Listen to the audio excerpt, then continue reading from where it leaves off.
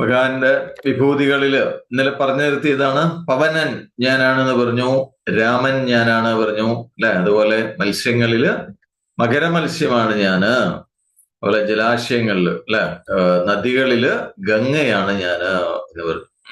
അതിനൊക്കെ ഓരോ കാരണവും പറഞ്ഞു, എന്തുകൊണ്ടാണ് അതൊക്കെ തന്റെ വിഭൂതിയായിട്ട് അംഗീകരിക്കുന്നതിനുള്ള കാരണവും പറഞ്ഞു. ഇനി അടുത്തത് ആരാണെന്നുള്ളത് പറയാണ്. 32ാമത്തെ ശ്ലോകം ചൊല്ലിക്കോളൂ. 32. സർഗാണാമാതിരന്തശ്ച മധ്യം ചൈവാഹമർജുന അധ്യാത്മവിദ്യാ വിദ്യാനാം വാദഃ പ്രവദതാമഹം. അടുത്ത ശ്ലോകത്തിൽ പറയണു അതൊക്കെ ആരാണ് ഞാന്. അർജുനോട് പറയണം. അർജുന, ലയോ അർജുന. എന്തായിരുന്നു ശ്ലോകം? സർഗാണാമാതിരന്തശ്ച മധ്യം ചൈവാഹം അർജുന അധ്യാത്മവിദ്യാനാം വാദ പ്രവദതാമഹം. അർജുനോട് പറയാം, ലയോ അർജുന, സർഗം എന്ന് പറഞ്ഞാൽ പല വിധത്തിലുള്ള ഈ പ്രപഞ്ച സൃഷ്ടികളുടെ അല്ലെ, ഇവിടെ പ്രപഞ്ചത്തിൽ നമ്മൾ പലതും കണ്ടുകൊണ്ടിരിക്കുന്നുണ്ട്. അപ്പൊ അതിന്റെ എല്ലാം ആദി അന്തമദ്യം ച എന്ന് പറഞ്ഞാൽ ആദി തുടക്കവും അവസാനവും മധ്യവും ഞാനാണ്. അഹമേവ, ഞാൻ തന്നെയാണ് എന്നാണ്. ഇപ്പൊ ഇവിടെ എന്തൊക്കെ ഉണ്ടായിട്ടുണ്ടോ അതിന്റെ തുടക്കം ഞാനാണ്, മധ്യഭാഗം ഞാനാണ്, അവസാനം ഞാനാണ്. പിന്നെയോ വിദ്യാനാം അധ്യാത്മവിദ്യ, അതുപോലെ വിദ്യകളില് ധാരാളം വിദ്യകളുണ്ട്, പലതരത്തിലുള്ള വിദ്യകളുണ്ട്. ആ വിദ്യകളില് അധ്യാത്മവിദ്യ ഞാനാകുന്നു എന്നാണ് ഭഗവാൻ പറയുന്നത്. പ്രവദതാം, പ്രവദം എന്ന് പറഞ്ഞാൽ വാദം. പലതരത്തിലുള്ള വാദങ്ങളുണ്ട്. പലതരം വാദങ്ങളിൽ ഏർപ്പെടുന്നവരുണ്ട്. അതിൽ ആ വാദങ്ങളിൽ ഏർപ്പെടുന്നവരില് അഹം, ഞാൻ വാദമാകുന്നു, വാദം ഞാനാകുന്നു എന്നാണ് പറയുന്നത്. അല്ലേ അർജുന, ഇവിടെ പ്രപഞ്ച സൃഷ്ടികളുടെ ഒക്കെ തുടക്കം ഞാനാണ്, അവസാനവും ഞാനാണ്, മധ്യഭാഗവും ഞാനാണ്. അതുപോലെ വിദ്യകളിൽ ഞാന് അധ്യാത്മവിദ്യയാണ്. അതുപോലെ പലതരം വാദങ്ങളിൽ ഏർപ്പെടുന്നവരിൽ വാദം ഞാനാണ് എന്ന് പറയാണ്. അപ്പൊ ഇവിടെ 3 കാര്യങ്ങളാണ് പറഞ്ഞത് അല്ല. ഒന്ന് സൃഷ്ടി, അതിനെക്കുറിച്ച് പറഞ്ഞു. അധ്യാത്മവിദ്യ ഞാനാണ്, വാദം. അപ്പോ എന്തിനാണ് ഈ ഭഗവാന്റെ വിഭൂതികളിലൊക്കെ ഭഗവാന്റെ സ്വരൂപമാണ് എന്ന് വിവരിക്കാനുള്ള കാരണം എന്താണ്? അതിന്റെ ബേസ് ഒന്നേ ഉള്ളൂ, കാരണം ഒന്നേ ഉള്ളൂ. ഇവിടെ വസ്തു ഒന്ന് മാത്രമേ ഉള്ളൂ എന്ന് കണ്ടെത്താനുള്ളതിന്റെ ഒരു തുടക്കം എന്ന നിലയ്ക്കാണ് ഈ വിഭൂതികളൊക്കെ ഭഗവാന്റെ സ്വരൂപമാണ് എന്ന് വിവരിച്ചുകൊണ്ടിരിക്കുന്നത് അല്ലെ. അതിന്റെ ഒരു തുടക്കം. കാരണം വസ്തു ഒന്നേ ഉള്ളൂ, അത് സാധാരണക്കാർക്ക് മനസ്സിലാവണം. അപ്പൊ അത് ബോധ്യമാവണമെങ്കിൽ തുടക്കം ഇതാണ്, ഈ രീതിയിൽ തുടങ്ങണം. കാരണം ഏതിലൊക്കെയാണോ നമ്മള് മഹത്വം കാണുന്നത് അല്ലെ, അതൊക്കെ ഭഗവാന്റെ വിഭൂതിയാണോ എന്നുള്ള രീതിയിൽ കാണും. പക്ഷേ അങ്ങനെ ആകുമ്പോൾ ഒരു സംശയം തോന്നാം നമ്മൾക്ക്. ഭഗവാൻ എന്ന് പറഞ്ഞു കഴിഞ്ഞാൽ ആ ബ്രഹ്മം, പരമാത്മതത്വം എപ്പോഴും ഉള്ളതാണ്, ശാശ്വതമാണെന്ന് നേരത്തെ പറഞ്ഞു. അതിന് തുടക്കമില്ല ഒടുക്കൂല്ല എന്ന് പറഞ്ഞു. പക്ഷേ ഇവിടെ ഈ വിഭൂതികളെ കുറിച്ച് പറയുന്നുണ്ട് അല്ലെ. ആ വിഭൂതികളെല്ലാം ശാശ്വതമല്ല, ഒന്നും ശാശ്വതമല്ല. വിഭൂതികൾ എന്ന് പറഞ്ഞതൊക്കെ പുറമേക്കുള്ള കാഴ്ചകളാണ്. അപ്പൊ അതെല്ലാം ഉണ്ടാവലും ഉണ്ട്, അതിനെല്ലാം നിലനിൽക്കുന്നു, മറഞ്ഞു പോകുന്ന കാഴ്ചകളാണ് ഈ വിഭൂതികളൊക്കെ. ശരിയല്ല? അപ്പൊ ഈ ഉണ്ടായി നിലനിന്ന് മറഞ്ഞു പോകുന്നതൊക്കെ എങ്ങനെ പരമാത്മതത്വമാകും? അതിനൊരു സംശയം ഉണ്ടാവാം അല്ലെ, അത് കേൾക്കുന്നവർക്ക്. ആ സംശയം തീർക്കാൻ വേണ്ടിയിട്ടാണ് ഭഗവാൻ ഇവിടെ പറഞ്ഞത്, ഏതൊരു വസ്തുവിന്റെയും അല്ലെങ്കിൽ ഏതൊരു സൃഷ്ടിയുടെയും തുടക്കം ഞാനാണ്, അവസാനം ഞാനാണ്, മധ്യവും ഞാൻ തന്നെയാണ് എന്ന് പറഞ്ഞു. അപ്പൊ അതിൽ ഭഗവാൻ തന്നെയാണെന്ന് ഉറപ്പിക്കുകയാണ് അല്ലെ, അതും ഭഗവാനാണെന്ന് ഉറപ്പിക്കുകയാണ്. അതേപോലെ വിദ്യകളിൽ ഏറ്റവും ഉയർന്ന വിദ്യ എന്ന് പറഞ്ഞാൽ അധ്യാത്മവിദ്യയാണ്. എന്താണ് ഈ അധ്യാത്മവിദ്യയുടെ മഹത്വം എന്ന് പറഞ്ഞു കഴിഞ്ഞാൽ, അധ്യാത്മവിദ്യ ഈ സൃഷ്ടിയുടെ മുഴുവൻ പരമസത്യം എന്താണെന്ന് കാട്ടിത്തരുന്നു. പ്രപഞ്ചത്തിന്റെ പരമസത്യം എന്താണ് നമ്മൾക്ക് ബോധ്യപ്പെടുത്തിരുന്നതാണ് അധ്യാത്മവിദ്യ. അപ്പൊ വിദ്യകളൊക്കെ സത്യം എന്താന്ന് തെരഞ്ഞുകൊണ്ടിരിക്കുന്നതാണ് വിദ്യകള്. സത്യാന്വേഷണമാണ് എല്ലാ വിദ്യകളും. അങ്ങനെയാണെങ്കിൽ ആ വിദ്യകളിൽ വെച്ച് അധ്യാത്മവിദ്യ തന്നെയാണ് ശ്രേഷ്ഠമായിട്ടുള്ളത്. അതുകൊണ്ട് അത് ഞാനാണ് എന്ന് പറഞ്ഞു. ഇനി അടുത്തത് വാദം ഞാനാണ്. പലതരം വാദങ്ങളിൽ ഏർപ്പെടുന്നവരിലെ വാദം ഞാനാണ് എന്ന് പറഞ്ഞു. വാദം 3 തരത്തിലുണ്ട് എന്നാണ്. എന്താണെന്നറിയോ? വാദം 1 വാദം, സാധാരണ വാദിക്കല്. 2 ജൽപ്പം എന്ന് പറയും. മൂന്നാമത്തത് വിദണ്ഡവാദം എന്ന് പറയും. വിദണ്ഡവാദം എന്നൊക്കെ പറയും. വിദണ്ഡ. അങ്ങനെ 3 തരത്തിലെ വാദം. അപ്പൊ ഇതിൽ വാദം ഞാനാണെന്നാണ് ഭഗവാൻ പറയുന്നത്. എന്താണ് ഈ വാദം? ഇപ്പോ പരസ്പരം പറയുന്ന ആൾക്കും കേൾക്കുന്ന ആൾക്കും സംശയമെല്ലാം തീർത്ത് അർത്ഥം എന്താന്ന് പൂർണ്ണമായും ബോധ്യമാവാൻ ഉപകരിക്കുന്ന രീതിയിലുള്ളതാണ് വാദം എന്ന് പറയുന്നത്. മനസ്സിലായോ? ഇത് 3 നമ്മൾ വ്യത്യാസം മനസ്സിലാക്കണം. വാദിക്കുക എന്ന് പറഞ്ഞാൽ പറയുന്ന ആൾക്കും കേൾക്കുന്ന ആൾക്കും രണ്ടാളുടെയും ഉള്ളിലുള്ള സംശയത്തെ നീക്കം ചെയ്ത് സത്യം എന്താണ്, അർത്ഥം എന്താണെന്ന് പൂർണ്ണ ബോധ്യം വരുത്തുന്നതാണ് വാദം. അത് നേർരേഖയിലുള്ള വാദം. ഇനി ആ പരമതത്വത്തെ, ആ സത്യത്തെ ദുഷിച്ച് അതിനെ തെറ്റായ രീതിയിൽ തന്റെ യുക്തി കൊണ്ട് തന്റെ അഭിപ്രായം സ്ഥാപിക്കാൻ ശ്രമിക്കുന്നതിന് ജൽപ്പം എന്നാണ് പറയുക. ജൽപ്പം. കാരണം പറയുന്നത് സത്യമായിരിക്കില്ല, പക്ഷെ തന്റെ അഭിപ്രായമാണത്, അത് മറ്റുള്ളവർ അംഗീകരിക്കണം എന്നുള്ള രീതിയിൽ വാദിക്കുന്നതാണ് ജൽപ്പം എന്ന് പറയുന്നത്. ഇനി അടുത്ത് വിദണ്ഡാവാദമുണ്ട്. എന്താണ് വിദണ്ഡ എന്ന് പറഞ്ഞാൽ? ഇപ്പൊ വാദിച്ച് ജയിക്കാൻ തനിക്ക് സാധിക്കില്ല എന്ന് ഉറപ്പായി, അല്ലെ? തർക്കിച്ച് ജയിക്കാൻ രക്ഷയില്ല എന്ന് കണ്ടു. അപ്പൊ എന്ത് ചെയ്യും? തെറ്റായ ലോജിക് ഉപയോഗിച്ചുകൊണ്ട്, റോങ് ലോജിക്, അല്ലെ, തെറ്റായ ഇല്ലോജിക്കൽ ആയിട്ടുള്ള കാര്യങ്ങൾ പറഞ്ഞ് എന്താ പറയാ, മർക്കടമുഷ്ടി എന്നൊക്കെ പറയില്ലേ, മുട്ടാപ്പിടി എന്നൊക്കെ പറയില്ലേ, സൂത്രത്തില് തന്റെ വാദം ശരിയാണെന്ന് അംഗീകരിപ്പിക്കുന്നതിന് വിദണ്ഡ എന്നാണ് പറയുക. അതിൽ യഥാർത്ഥത്തിൽ സത്യമൊന്നുമില്ല. ഞാൻ പറഞ്ഞ ശരിയാണെന്ന് മറ്റുള്ളവരെ ഏത് വിധേനയും വാദിച്ച് സമർത്ഥിക്കുന്നതാണ് വിദണ്ഡ എന്ന് പറയുന്നത്. അപ്പൊ ഇതില് വാദം എന്ന് പറയുന്നത് പരസ്പരം അർത്ഥം നിർണയിക്കാൻ ഉപകരിക്കുന്നതാണ് വാദം. അതുകൊണ്ടാണ് വാദമാണ് ശ്രേഷ്ഠം എന്ന് പറയാനുള്ള കാരണം. അതിൽ വാദം ഞാനാണ് എന്ന് ഭഗവാൻ പറയാനുള്ള കാരണം അതാണ്. ഇനി അടുത്തത് നോക്കാം. 33-ാമത്തെ ശ്ലോകം ചൊല്ലി. അക്ഷരാണാമകാരോസ്മി ദ്വന്ദ്വസാമാസികസ്യ ച അഹമേവാക്ഷയഃ കാലോ ദാതാഹം വിശ്വതോ മുഖഃ. അടുത്തത് പറയുന്നു ഭഗവാൻ ഏതൊക്കെയാണ് വിഭൂതികൾ അടുത്തതിൽ പറയുന്നു. 33-ാമത്തെ ശ്ലോകത്തില് അക്ഷരാണാം അകാരോസ്മി ദ്വന്ദ്വഃ സാമാസികസ്യ ച അഹമേവാക്ഷയ കാല ധാതാഹം വിശ്വതോ മുഖ. അക്ഷരാണാം, അക്ഷരാണ എന്ന് പറഞ്ഞാൽ അക്ഷരങ്ങളിൽ ഞാൻ ആരാണ്? അകാര അസ്മി, ആ എന്ന അക്ഷരം ഞാനാകുന്നു എന്നാണ് ഭഗവാൻ പറയുന്നത്. അക്ഷരങ്ങളിൽ വെച്ച് ആ എന്ന അക്ഷരം ഞാനാണ്. പിന്നെയോ സമാസികസ്യ, സമാസങ്ങളുടെ കൂട്ടത്തില് ദ്വന്ദ്വ സമാസമാണ് ഞാന് എന്നാണ് പറയുന്നത്. സമാസങ്ങളൊക്കെ നമ്മൾ സ്കൂളിൽ പഠിച്ചിട്ടുണ്ടാവും അല്ല. ദ്വന്ദ്വ സമാസമാണ് ഞാൻ.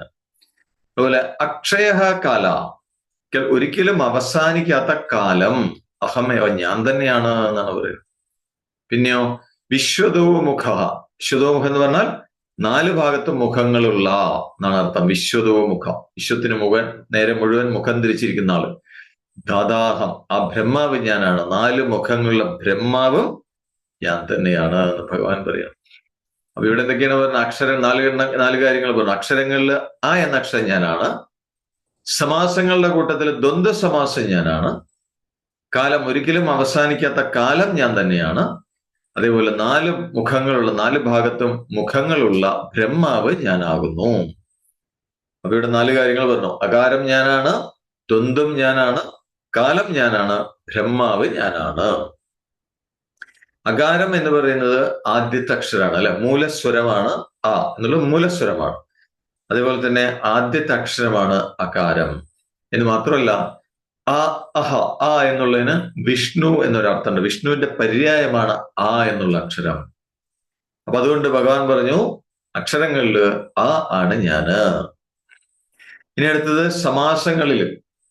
സമാസങ്ങളില് ഈ പദങ്ങൾ, ഘടകപദങ്ങൾക്കൊക്കെ ഒരേപോലെ പ്രാധാന്യം വരുന്നതാണ് ദ്വന്ദ്വ സമാസം എന്ന് പറയുന്നത്.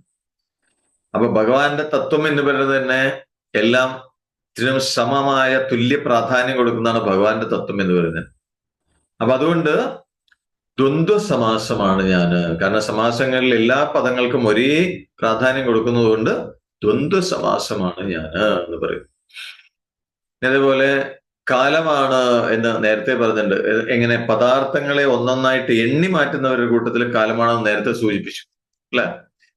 അപ്പൊ കാലം തന്നെയാണെന്ന് വീണ്ടും പറയണം. അതിന്റെ വേറൊരു ഗുണം പറയണം. ഏതാണ് ഗുണം? അക്ഷയമാണ് കാലം. കാലം എന്ന് പറഞ്ഞാൽ ക്ഷയിക്കാത്തതാണ് കാലം. അപ്പൊ ആ കാലം ക്ഷയിക്കാത്തതായതുകൊണ്ട് ആ ഗുണം കാരണം ഞാൻ കാലമാണെന്ന് വീണ്ടും പറയണം. കാലമാണ് ഞാന്. പിന്നെയോ ഈ എന്താണ് കാലം എന്നുള്ളത് അതിന്റെ പലതരത്തിലുള്ള പ്രഭാവം കാണിക്കാൻ വേണ്ടിയിട്ടാണ് ഇത് വീണ്ടും ആവർത്തിച്ച് പറഞ്ഞതാണ്. കാലത്തിന് പല ഗുണങ്ങളുണ്ട്, അതിനെക്കുറിച്ച് സൂചിപ്പിക്കാൻ വേണ്ടിയിട്ടാണ് വീണ്ടും അതിനെക്കുറിച്ച് സൂചിപ്പിച്ചത്. ഇനി അതേപോലെ വിഷ്ണുവിന്റെ നാഭിയിൽ നിന്നുണ്ടായ നാഭി പത്മത്തിൽ നിന്നാണ് രൂപമുണ്ടായിട്ടുള്ള സൃഷ്ടികർത്താവാണ് ബ്രഹ്മാവ്. അപ്പോ അദ്ദേഹത്തിന്റെ പ്രഭാവം എന്ന് പറയുന്നത് എല്ലാം നോക്കാൻ കഴിവുള്ള സർവജ്ഞത്വം, അതിനെ സൂചിപ്പിക്കുന്നതാണ് 4 ഭാഗത്തുള്ള മുഖങ്ങൾ എന്നാണ് പറയുന്നത്. അത് തന്നെയാണ് അദ്ദേഹത്തിന്റെ പ്രഭാവം. അപ്പൊ അതുകൊണ്ട് ബ്രഹ്മാവ് ഞാനാണ് എന്ന് പറഞ്ഞു. അതിന്റെ ഗുണാധിക്യം കാരണം. ഇനി അടുത്തതിൽ എന്താ പറയുന്നത് നോക്കാം. 34-ാമത്തെ ശ്ലോകം ചൊല്ലി. മൃത്യു സർവഹരശ്ചാഹം ഉദ്ഭവശ്ച ഭവിഷ്യതാം കീർത്തി ശ്രീർവാക്ച നാരീണാം സ്മൃതിർമേധാ ധൃതിഃ ക്ഷമാ. അടുത്തതിൽ പറയുന്നു. അടുത്തതിൽ എന്താ പറയുന്ന? മൃത്യു സർവഹരശ്ചാഹം ഉദ്ഭവശ്ച ഭവിഷ്യതാം കീർത്തി ശ്രീർവാക്ച നാരീണാം സ്മൃതിർ മേധാ ധൃതി ക്ഷമാ. സർവഹര, സർവഹര എന്ന് പറഞ്ഞു കഴിഞ്ഞാൽ എല്ലാം നശിപ്പിക്കുന്ന എന്നർത്ഥം. സർവഹരശ്ചാഹം, എല്ലാറ്റിനെയും നശിപ്പിക്കുന്നത്, എല്ലാറ്റിനെയും നശിപ്പിക്കുന്ന മൃത്യു, മരണം ഞാനാണ് എന്നാണ്. സർവം ഹരിക്കുന്ന, എല്ലാറ്റിനെയും നശിപ്പിക്കുന്ന മൃത്യു ഞാനാണ്. പിന്നെയോ ഭവിഷ്യതാം, ഭവിഷ്യതാം പറഞ്ഞാൽ ഇനി ഉണ്ടാവാൻ പോകുന്നത്, ജനിക്കാൻ തുടങ്ങുന്നവിടെ, ഉണ്ടാവാൻ തുടങ്ങുന്നവയുടെ അല്ലെങ്കിൽ ജനിക്കാൻ തുടങ്ങുന്നവയുടെ ജനനം ഞാനാണ്. ഉദ്ഭവം ഞാനാണ് പറഞ്ഞാൽ ജനിക്കാൻ തുടങ്ങുന്നവയുടെ ജനനം ഞാനാണ്. പിന്നെ അടുത്തത് നാരീണാം, നാരീണ എന്ന് പറഞ്ഞാൽ സ്ത്രീകളിൽ ഞാൻ എന്തൊക്കെയാണ്? കീർത്തി, സ്ത്രീകളിലെ കീർത്തി ഞാനാണ്. ശ്രീ ഞാനാണ്. വാക്ക് ഞാനാണ്. സ്മൃതി എന്ന് പറഞ്ഞാൽ സ്മരണ ഞാനാണ്. മേധാധൃതി എന്ന് പറഞ്ഞാൽ ബുദ്ധി, അത് ഞാനാണ്. ക്ഷമ, ധൈര്യം, ക്ഷമ, ഇതൊക്കെ ഞാനാണ് എന്ന് പറയാം. എന്താണ് ഇതിനർത്ഥം? അപ്പൊ എല്ലാം നശിപ്പിക്കുന്ന മരണം ഞാനാണ്. ജനിക്കാൻ തുടങ്ങിയ ഞാൻ തന്നെയാണ്. ജനനവും മരണവും ഒക്കെ ഞാനാണ് ഭഗവാൻ പറയാം. അതുപോലെ സ്ത്രീകളിലെ കീർത്തി, ശ്രീ, വാക്ക്, സ്മരണ, ബുദ്ധി, ധൈര്യം, ക്ഷമ, ഇതൊക്കെ ഞാനാണ്. എന്താ സ്ത്രീകളിൽ പറയാൻ കാരണം? എന്തെങ്കിലും കാരണം ഉണ്ടാവും, നമുക്ക് നോക്കാം. അത് ഞാനാണ് എന്ന് ഭഗവാൻ പറയാം. അപ്പൊ ഇവിടെ 3 കാര്യങ്ങൾ പറഞ്ഞു. ഒന്ന് ജനനം, 2 മരണം, മൂന്നാമത്തെ സ്ത്രീകളിലെ ഗുണങ്ങള്, അത് ഞാനാണ് എന്ന് പറയും. അപ്പൊ ശരിക്കും പറഞ്ഞാൽ ഈ ജനനം മരണം എന്ന് പറയുന്നത് ഒരു രഹസ്യമാണ്, നമ്മൾ കേട്ടിട്ടുണ്ട് അല്ലെ? അത് വളരെ അത്ഭുതകരമായ കാര്യമാണ്. അപ്പൊ ഈ ജനനത്തെ പോലെയും മരണത്തെ പോലെയും അത്ഭുതകരമായ വേറെ കാര്യങ്ങൾ ലോകത്തുണ്ടാവാൻ വയ്യ അല്ലെ? ലോകത്തില്ല യഥാർത്ഥത്തിൽ. അത്രയും അത്ഭുതമാണ് ജനനവും മരണവും. ഇത് നമ്മൾക്ക് അറിയില്ല ശരിക്കും പറഞ്ഞാൽ. അതിനെക്കുറിച്ച് പൂർണ്ണമായിട്ട് നമ്മൾക്ക് അറിയാറില്ല. അത് വളരെ അത്ഭുതകരമാണ്. അപ്പോ സാധാരണക്കാരായ ആളുകൾ ഈ ജനനത്തെയും മരണത്തെയും എങ്ങനെ കാണുന്നത് ചോദിച്ചു കഴിഞ്ഞാൽ, ഒരു വസ്തു ഉണ്ടാവലും നശിക്കലുമാണ് ജനനവും മരണവും എന്ന് പറഞ്ഞാലും അല്ലെ? ശരിയല്ലേ? സാധാരണക്കാരെ സംബന്ധിച്ച് എങ്ങനെയാണ്? ഒരു വസ്തു ഉണ്ടാകുന്നു, അത് നശിച്ചു പോകുന്നു, അതാണ് ജനനം മരണം. പക്ഷെ ശരിക്കും പറഞ്ഞാൽ എന്താണ് ജനനവും മരണവും എന്ന് പറയുന്നത്? ഒരു രൂപമാണല്ലോ ഉണ്ടാവുന്നത്, ആ രൂപമാണ് ഇല്ലാതെ ആവുന്നത്. എല്ലാവരും ഇവിടെ ഉണ്ടോ? കേൾക്കുന്നുണ്ടല്ലോ അല്ലെ? കേൾക്കാം എല്ലാവർക്കും? എല്ലാവരും. ഒരു രൂപമാണ് ഉണ്ടാവുന്നത്, ആ രൂപമാണ് ഇല്ലാതെ, അതാണ് ജനനവും മരണവും. അപ്പൊ ശരിക്കും പറഞ്ഞാൽ യഥാർത്ഥത്തിൽ ജനനം മരണം എന്ന് പറയുന്നത് ഏതോ ഒരു വസ്തു, ഏതോ ഒന്ന് ഒരു രൂപത്തെ സ്വീകരിക്കുന്നതാണ് ജനനം. മനസ്സിലാവുന്നുണ്ടോ? പിടികിട്ടിയോ? ഏതോ ഒരു വസ്തു, എന്തോ ഒരു തത്വം, അതൊരു രൂപത്തെ സ്വീകരിക്കുന്നു, ഒരു രൂപത്തിൽ വരുന്നു, അതാണ് ജനനം. അതേപോലെ തന്നെ അതേ വസ്തു ആ രൂപത്തെ വിട്ടുകളയലാണ് മരണം. ശരിയാണോ? മനസ്സിലായി? അത്ര മനോഹരമായിട്ടാണ് പറഞ്ഞിരിക്കുന്നത് അല്ലെ? ഒരു വസ്തു, ആ വസ്തു എപ്പോഴും ഉണ്ട്, ആ വസ്തു ഒരു വേഷം കെട്ടുന്നു, അത് ജനനം. ആ വേഷം അഴിച്ചു വെക്കുന്നു, അത് മരണം എന്നാണ് പറയുന്നത്. അപ്പൊ ആരാണ്, ഏത് വസ്തുവാണ് അങ്ങനെ രൂപം വേഷം കെട്ടുന്നതും വേഷം അഴിച്ചു വെക്കുന്നതും ആരാ? അങ്ങനെ രൂപം സ്വീകരിച്ചും ഉപേക്ഷിച്ചും കളിച്ചുകൊണ്ടിരിക്കുന്ന വസ്തു ആരാന്ന് ചോദിച്ചു കഴിഞ്ഞാൽ അതാണ് പരമാത്മാവ്. പരമാത്മ തത്വമാണ് അങ്ങനെ ചെയ്യുന്നത് എന്നാണ് പറയുന്നത്. അല്ലെ, പരമാത്മ തത്വം ഒരു രൂപം സ്വീകരിക്കുന്ന, ഒരു രൂപത്തിൽ വരുന്നു, അത് ജനനം. അതേ തത്വം തന്നെ ആ രൂപത്തെ വിട്ടുകളയുന്നു, അത് മരണം. മനസ്സിലായോ? പിടികിട്ടിയോ? അപ്പൊ അവിടെ ഉള്ളത്, എപ്പോഴും ഉള്ളത് ആ പരമാത്മ തത്വമാണ്. രൂപങ്ങൾ ഇങ്ങനെ മാറിക്കൊണ്ടിരിക്കും എന്നാണ് അതിന്റെ സൂചന. അപ്പോ ശരിക്കും പറഞ്ഞാൽ ഈ ജനന മരണങ്ങളുടെ എന്താ പറയാ, ആ ഒരു അവസ്ഥ, ആ ഒരു സൂക്ഷ്മമായ ആ ഒരു സ്ഥിതി, അതിനെക്കുറിച്ച് നമ്മൾ വിചാരം ചെയ്യുകയാണെങ്കിൽ, വിചാരം ചെയ്ത് അതിനെക്കുറിച്ച് അറിഞ്ഞാൽ തന്നെ എളുപ്പത്തിൽ നമുക്ക് സാക്ഷാത്കാരം ഉണ്ടാവും എന്നാണ് പറയുന്നത്. സത്യം എന്താണ്? സത്യസാക്ഷാത്കാരം ഉണ്ടാവാൻ സാധിക്കും. ജനനത്തെക്കുറിച്ചും മരണത്തെക്കുറിച്ചും വിചാരം ചെയ്താൽ തന്നെ അതിലേക്ക് എത്താനായിട്ട് പറ്റും. അതുകൊണ്ടാണ് ജനനത്തെയും മരണത്തെയും ഭഗവാന്റെ വിഭൂതികളായിട്ട് പറയാനുള്ള കാരണം അതാണ്. മനസ്സിലായോ? പിടികിട്ടിയോ? യഥാർത്ഥത്തിലൊന്ന് രൂപത്തിൽ വരുന്നത് ജനനം, രൂപത്തിൽ നിന്ന് പുറത്തു പോകുന്നത് മരണം. അത്രയേ ഉള്ളൂ എന്നാണ് പറയുന്നത്. അതേപോലെ അപ്പൊ അതുകൊണ്ട് അതിനെ നമ്മൾ വിചാരം ചെയ്താൽ തന്നെ ആത്മബോധമുണ്ടാവും, സത്യബോധമുണ്ടാവും എന്നാണ് പറയുന്നത്. ഇനി അതുപോലെ സ്ത്രീകളുടെ ഗുണങ്ങളെ കുറിച്ച് പറഞ്ഞു. എന്തുകൊണ്ടാണ് സ്ത്രീകളുടെ ഗുണങ്ങൾ എന്ന് പറയാനുള്ള കാരണം? സ്ത്രീകള് ആ ഗുണമുള്ളവരായാൽ, ഗുണവതികളായി കഴിഞ്ഞാൽ അവർക്ക് വളരെ വേഗത്തിൽ സത്യത്തിലേക്ക് വരാൻ പറ്റും എന്നാണ് പറയുന്നത്. അതുകൊണ്ടാണ് സ്ത്രീ ഗുണങ്ങളെ കുറിച്ച് പറയാൻ കാരണം. സ്ത്രീകൾ ഗുണവതികളായി കഴിഞ്ഞാൽ അവർക്ക് വളരെ വേഗത്തിൽ സാക്ഷാത്കാരം സാധിക്കും. അതുകൊണ്ടാണ് സ്ത്രീ ഗുണങ്ങളെ വിഭൂതികളായിട്ട് ഭഗവാൻ പറയുന്നത് എന്നാണ് പറയുന്നത്. അപ്പൊ കീർത്തി എന്ന് പറഞ്ഞാൽ എന്താണ്? കീർത്തി എന്ന് പറഞ്ഞാൽ എങ്ങനെയാണ് കീർത്തി ഉണ്ടാവുക? സ്വധർമ്മം അനുഷ്ഠിക്കുന്നതിലൂടെ പ്രശസ്തി നേടുന്നതാണ് കീർത്തി. തന്റെ സ്വധർമ്മം അനുഷ്ഠിക്കുമ്പോൾ അതിലൂടെ പ്രശസ്തിയാവും, അതാണ് കീർത്തി.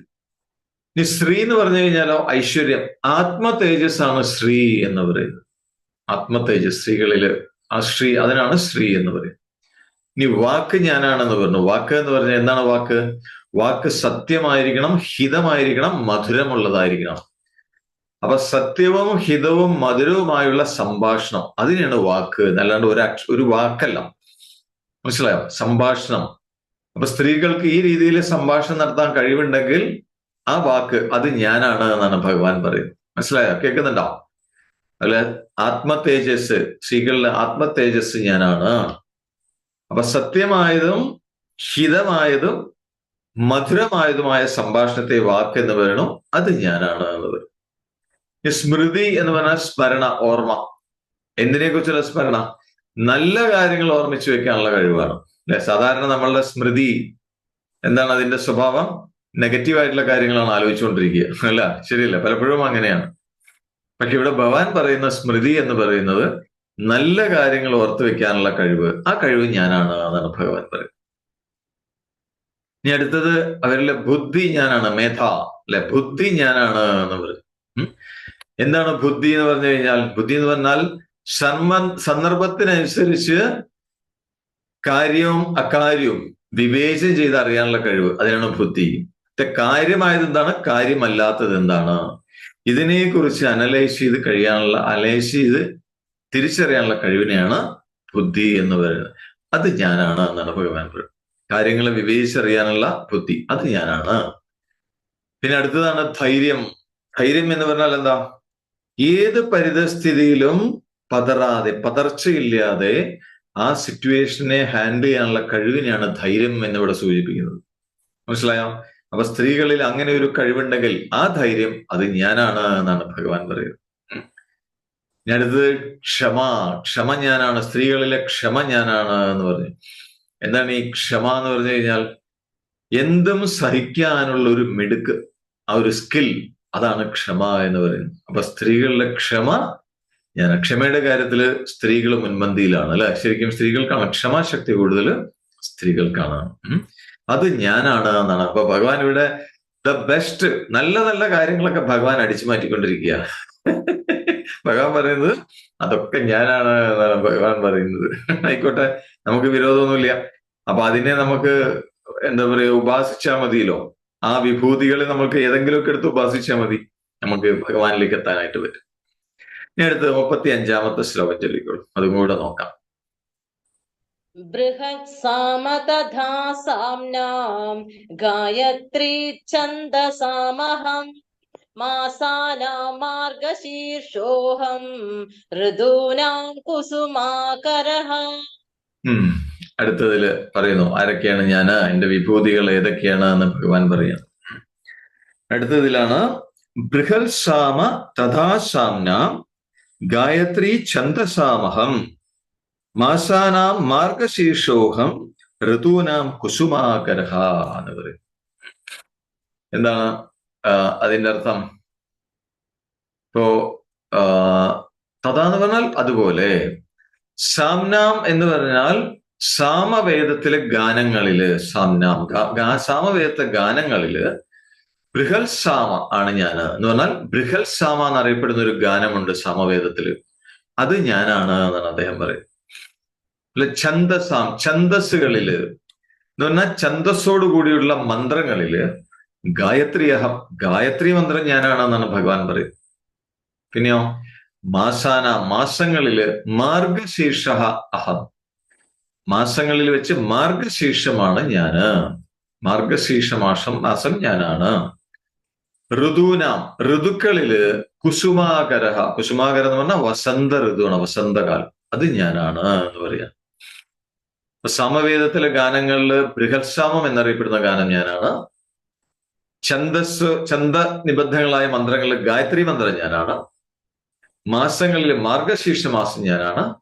ഋതുക്കളിൽ വസന്ത ഋതു ഞാനാണ് എന്ന് പറയും. അപ്പൊ ഇങ്ങനെ 4 പറഞ്ഞപ്പോ ബൃഹത്സാമം, ഗായത്രി, മാർഗശീർഷം, വസന്ത ഋതു. അപ്പൊ വേദങ്ങളില് സാമവേദമാണ് ഭഗവത് വിഭൂതി, വേദങ്ങളിൽ സാമവേദമാണ് ഞാൻ എന്ന് പറയും. അപ്പൊ സാമവേദം എന്ന് പറഞ്ഞാൽ അതില് ഗാനങ്ങളുടെ ഒരു സമാഹാരമാണ് സാമവേദം. അപ്പൊ ആ സാമവേദത്തിൽ വളരെ പ്രസിദ്ധമായ ഒരു ഗാനമാണ് ബൃഹത്സാമ എന്നാണ് അതിന് പറയുന്നത്. എന്താ കാരണം ചോദിച്ചു കഴിഞ്ഞാൽ, അത് ഞാനാണെന്ന് ഭഗവാൻ പറയുന്നു. എന്തുകൊണ്ടാണ് ആ ബൃഹത്സാമം ഞാനാണ് പറയാൻ കാരണം? സാമവേദത്തിലെ തന്നെ മറ്റ് ഗാനങ്ങളെ അപേക്ഷിച്ച് ഈ ബൃഹത്സാമ പരമാത്മാവിനെ പ്രതിപാദിക്കുന്നതാണ് എന്നാണ് പറയുന്നത്. അതുകൊണ്ടാണ് ഭഗവാൻ പറഞ്ഞ ബൃഹത്സാമ ഞാനാണ്. ഞാനത് ഗായത്രി ഞാനാണെന്ന് പറഞ്ഞു. എന്താണ് ഗായത്രി? ഗായത്രി നമ്മളൊക്കെ കേട്ടിട്ടുണ്ട് അല്ലെ? സന്ധ്യാവന്ദനത്തിൽ ഉപയോഗിക്കുന്ന, ബ്രാഹ്മണര് സന്ധ്യാവന്ദനത്തിൽ ഉപയോഗിക്കുന്ന വളരെ പ്രസിദ്ധമായ ഒരു വൈദിക മന്ത്രമാണ് ഗായത്രി. അപ്പൊ ഇത് സൂര്യനുമായി ബന്ധപ്പെട്ടതാണ് ഈ ഗായത്രി മന്ത്രം.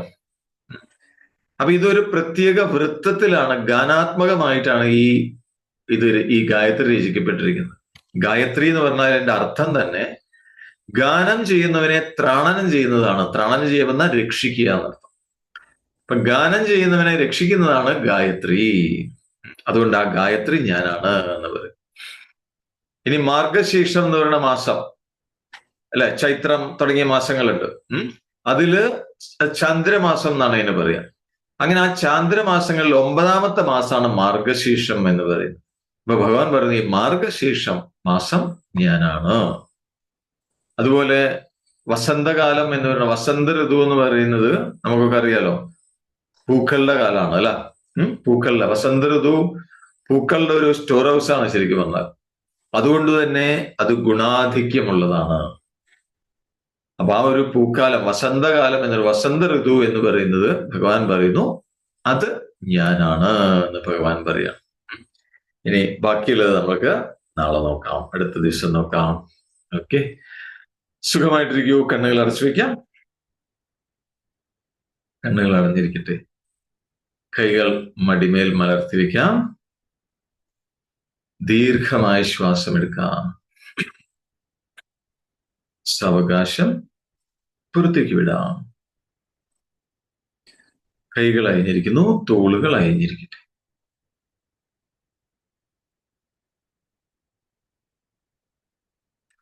മുഴുവൻ ശ്രദ്ധയും ഉള്ളിൽ തന്നിൽ തന്നെ വിശ്രമിക്കൂ.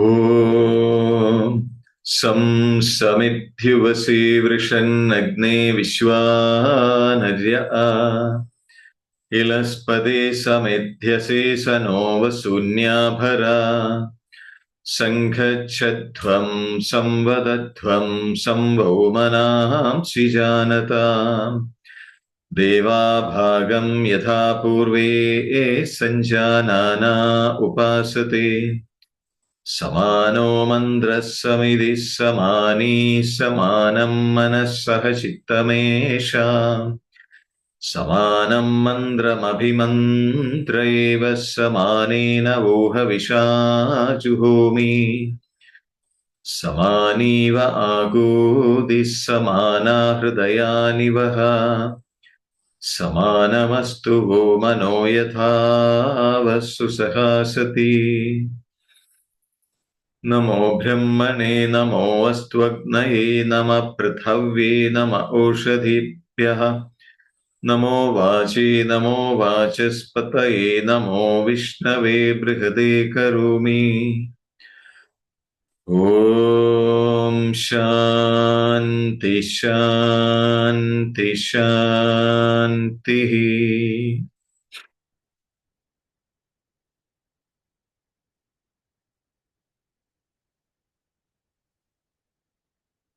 ദീർഘമായ ശ്വാസമെടുക്കാം. സാവകാശം പുറത്തേക്കിടാം.